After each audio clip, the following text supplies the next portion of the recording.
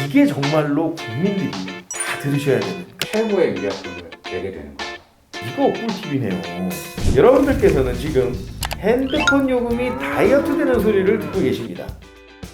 안녕하십니까. 방송통신위원회 김웅표입니다. 나의 삶에서 뗄래야 뗄 수 없는 방송통신 궁금한 점을 하나하나 풀어드리고자 합니다. 오늘의 주제는 위약금입니다. 전문가를 한번 모셨습니다. 오늘의 주제 저한테도 정말 유익할 것 같은데요. 많은 분들께서 이제 여러 사정으로 위약금을 내신 아마 그런 상황이 있었을 겁니다.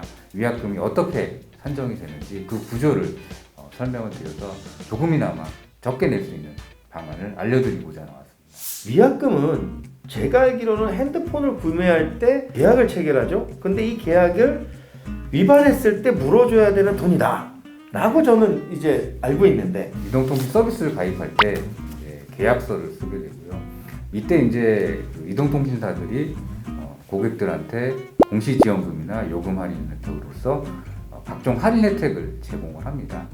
그 대신 이용자들은 일정 기간 동안 쓰겠다는 약정을 맺게 되고, 그래서 그 약정을 지켰지 못했을 때 할인받은 금액의 일부를 다시 반납하는 것이 바로 위약금이게 되겠습니다. 공시지원금을 받게 되는 경우 이용 기간에 따라 위약금을 보시면 약정 기간 통상 24개월을 하게 되는 6개월까지는 평평하게 동일하고요. 지원금 전액이 위약금으로, 그리고 7개월 이후부터는 매달 조금씩 줄어나가서 24개월이 끝나면 위약금이 없어지는 구조로 되어 있습니다. 와, 6개월까지는 진짜 이 신주 딴지 모시듯이 조심조심 잘 보셔야 되겠네요. 잊어버려도 안 되고. 근데 이 대목에서 저도 하나 궁금해지는 게 또 있습니다. 제가 쓰는 요금제가 좀 비싼 요금제거든요. 이게 좀 부담이 돼서 저가 요금제로 한번 바꿔보려고 합니다. 차액의 정상금이 어떻게 나오게 되나요? 높은 요금제로 가입을 하셔서 많은 공시지원금을 받았다면 그걸 약정 기간만큼 써주셔야 되는데요. 그렇지 않고 낮은 요금제로 받게 되면 당연히 그 낮은 요금제에 따른 공시지원금을 받아야 되기 때문에 그러면은 그만큼의 차익이 발생을 하게 됩니다.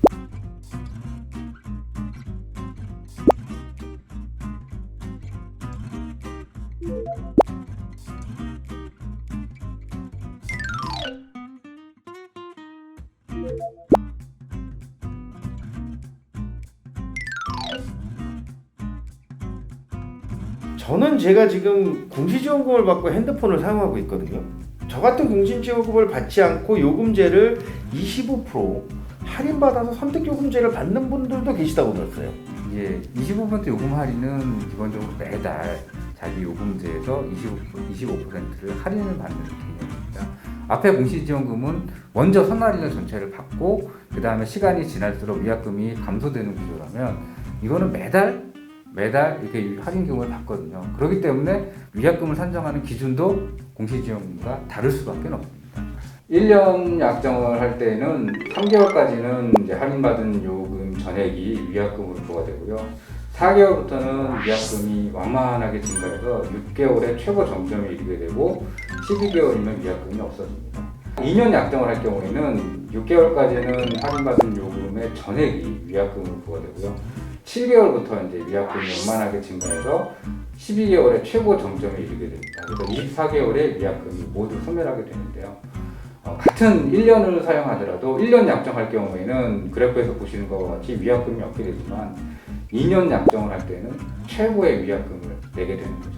이거 꿀팁이네요. 24개월 한 번에 가입하는 것보다 12개월씩 두 번 나눠서 가는 게 유리하다.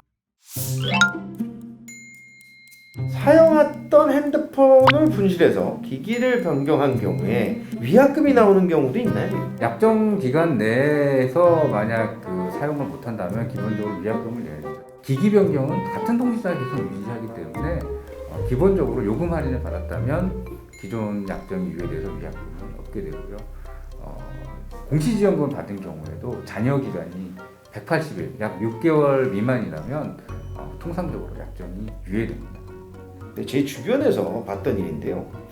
휴대폰 구입을 할 때 이전 통신사의 위약금을 대납해준다는 약속을 받고 새로운 이제 핸드폰을 구입을 했습니다. 예. 그런데 위약금이 청구가 됐는데 이럴 때는 어떻게 해야 되는 거죠? 번호 이동을 하는 경우 종종 발생하는 경우이기도 합니다. 그래서 상대 사업자가 대리점에서 유치하기 위해서 기존 통신사 거의 위약금을 우리가 대신 내주겠다, 부담 없이 넘어와라, 이렇게 이제 마케팅하는 경우도 많은데요. 사실은 법에서 정해진 공시지원금이나 요금 할인 이외에 추가적인 경제적 혜택을 지원하는 것은 모두 불법 지원금, 위약금을 대납해 주지 않는다 하더라도 법으로 그 부분을 보호받을 수가 없는 부분이거든요. 공시지원금을 지원받았고 가입 후 약정 기간 내에 해지를 했어요. 그러면 추가 지원금 15%에 대해서도 위약금이 부과가 됩니까? 예, 공시지원금은 이 통사에서 이제 지급하는 돈으로서 이미 다 공개가 돼 있고 단말기 기종 요금별로 나와 있고요. 그 다음에 이제 유통망에서 실제 판매할 때 그 공시지원금의 15% 범위 내에서 추가적인 그 보조금을 지원금을 지급하고 있습니다. 그렇기 때문에 최종적으로 한정할 때는 공시지원금 플러스 15% 추가 지원금까지 포함해서 계산이. 군대를 입대하거나 해외 출장 등으로 인해서 장기 일시 정지 신청을 했습니다. 이럴 때 위약금 기간은 어떻게 될까요? 일시정지 기간은 사실은 약정 기간에서 빠지고요. 그 기간 동안 사용을 하지 않고 있기 때문에 약정 기간이 그만큼 뒤로 연장된다고 보시면 됩니다. 이 위약금 공식이 너무 어려워요. 그래서 제가 계산할 때 이게 맞나 잘 모르겠거든요. 이용자 여러분께서 직접 계산하실 필요는 없습니다.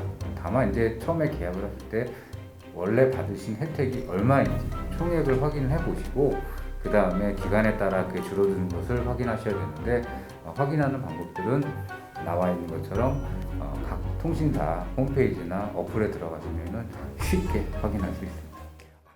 방송통신위원회에서는 국민 여러분들께서 아시면 좋을 만한 방송통신된 관련 꿀팁을 하나씩 알려드리도록 하겠습니다. 많이 기대해 주시기 바랍니다. 감사합니다.